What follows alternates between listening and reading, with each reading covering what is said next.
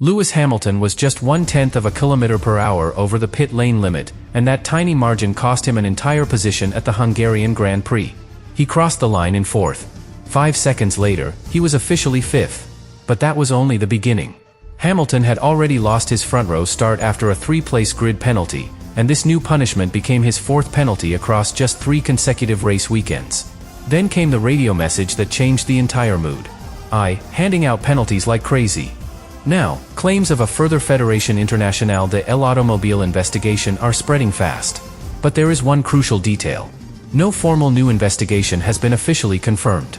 So is Hamilton about to receive a major breakthrough, or has one of the smallest speeding violations in Formula One exposed a much bigger problem with the penalty system?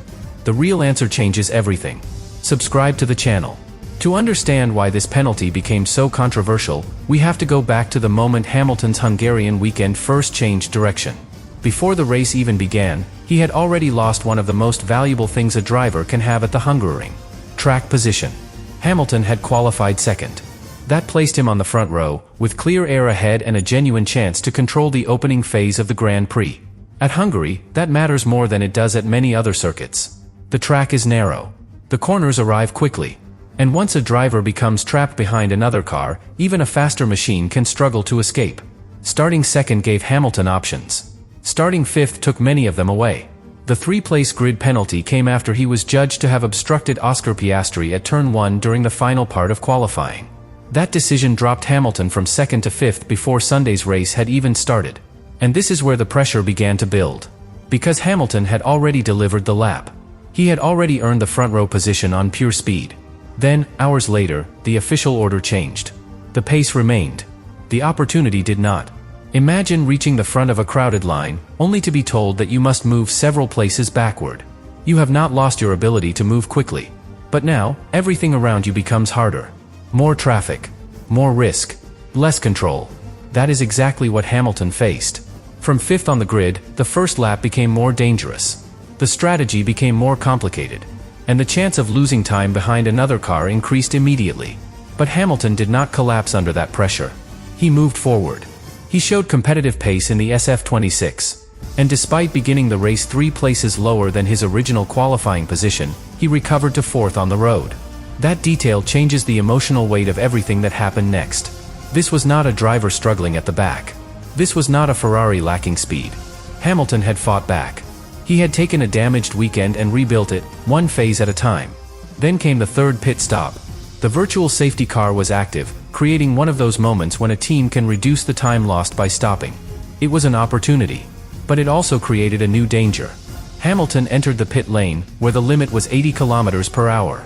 The official measurement recorded 80.1. 1/10 above the limit. That is all. 1/10. A difference so small that no person watching could identify it without the timing system. But Formula One does not measure intention. It measures numbers. The limit was 80. Hamilton was recorded at 80.1. And the penalty was 5 seconds. That 5-second punishment did not disappear harmlessly into the final classification. It changed Hamilton's result. He crossed the line in 4th place. After the penalty, he was classified 5th. Charles Leclerc moved ahead into 4th. And suddenly, Hamilton's recovery drive had been reduced by a margin almost impossible to see. This is where the argument becomes much bigger than one driver and one pit stop. The pit lane speed limit exists for a serious reason. Mechanics are working close to the cars. Team personnel are moving through a narrow, active area. A car entering too quickly can reduce reaction time and create danger. No driver can simply decide that the limit does not matter. But Hamilton's case sits at the exact point where strict enforcement begins to feel disconnected from scale. He exceeded the limit. That is confirmed. But he exceeded it by only 1/10 of a kilometer per hour. That is also confirmed. And the consequence was an entire finishing position. The rule is clear. The feeling is not. This is why Sky Sports Formula One commentator Anthony Davidson questioned the punishment. He focused on the size of the excess. Not 10 kilometers per hour. Not 5. Not even 1. 1/10. That tiny number transformed the incident from a routine penalty into a debate about proportionality. Should every pit lane speeding offense produce the same type of punishment? Or should the size of the violation matter? That sounds like an easy question. It is not.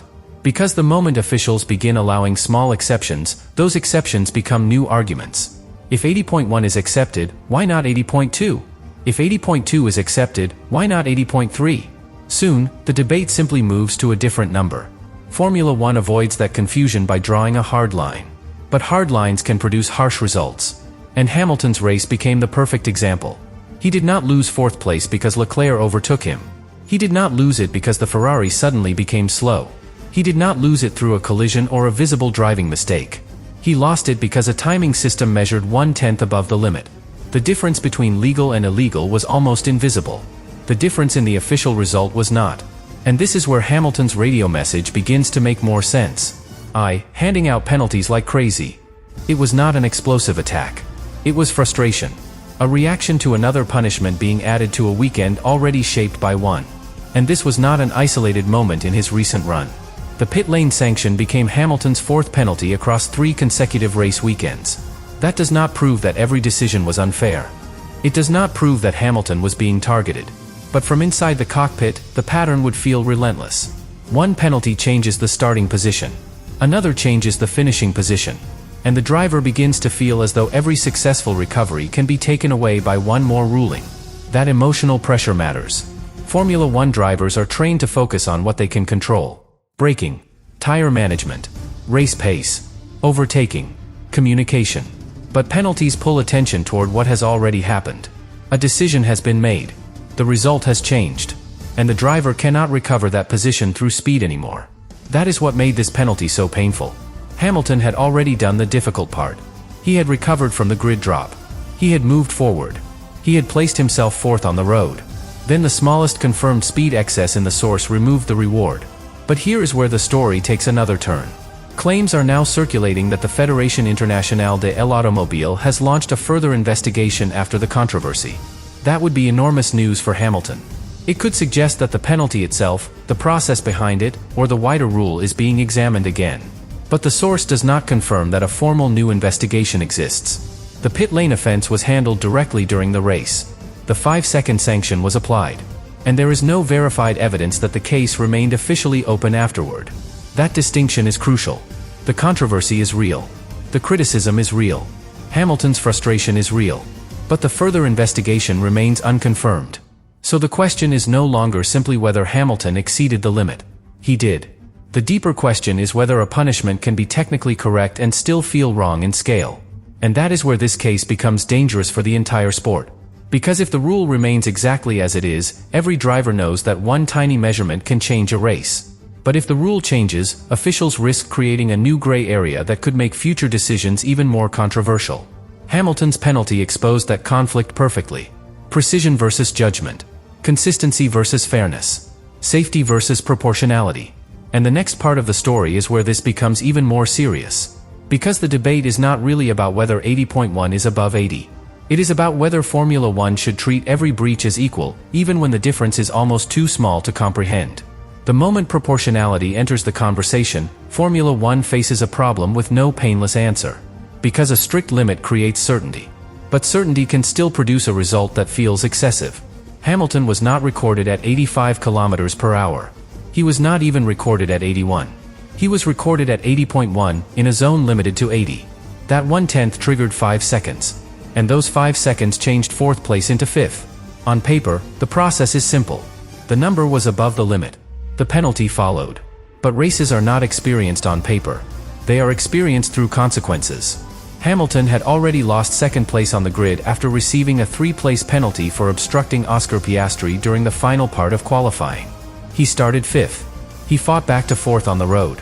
Then another decision returned him to fifth in the official classification. That is why the second penalty felt larger than 5 seconds. It completed the pattern of the entire weekend. Every time Hamilton moved forward, an official decision pulled him backward. And this was already his fourth penalty across 3 consecutive race weekends. That does not prove bias. It does not prove unfair treatment. But it creates a psychological weight that cannot be ignored. A driver begins a weekend believing performance will decide the result. Then qualifying is changed by a penalty. The race begins from a worse position. The driver recovers. Then the final order changes again.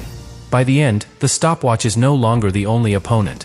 The rulebook feels like another car on the track. That is the emotional meaning behind Hamilton's radio comment. Handing out penalties like crazy. It was not a formal accusation. It was not a declaration of war against the governing body. It was a frustrated reaction from a driver who had watched another result change. And the tone matters. Hamilton did not sound out of control. He sounded tired of the pattern. That is more powerful. Anger can disappear quickly. Frustration accumulates. It follows a driver into the next session, the next braking zone, the next judgment call. And once that frustration begins affecting decisions, the penalty has consequences beyond the official 5 seconds. A driver may become more cautious entering the pit lane. That sounds sensible. But caution costs time. A team may lower the limiter setting slightly to create a safety margin. That also costs time. Across one pit stop, the loss may be small. Across a season, small losses become positions. This is where Hamilton's punishment could quietly influence every team. Not through a confirmed new investigation. Through fear of repeating the same mistake. Imagine walking along the edge of a painted line. You are told that touching the line carries an immediate punishment.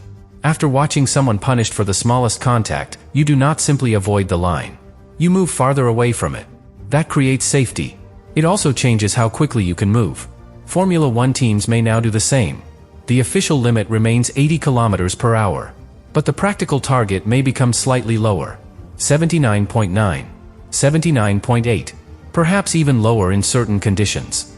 The car stays safely under the limit. The risk of a penalty decreases. But the team gives away time by choice. That is the hidden effect of strict enforcement. The rule does not need to change. Behavior changes around it. And this is where the argument over fairness becomes more complicated. Hamilton's penalty may have been severe in relation to the size of the excess. But if officials ignore small violations, teams will begin operating closer to the boundary. Engineers are paid to find performance. Drivers are trained to use every available margin.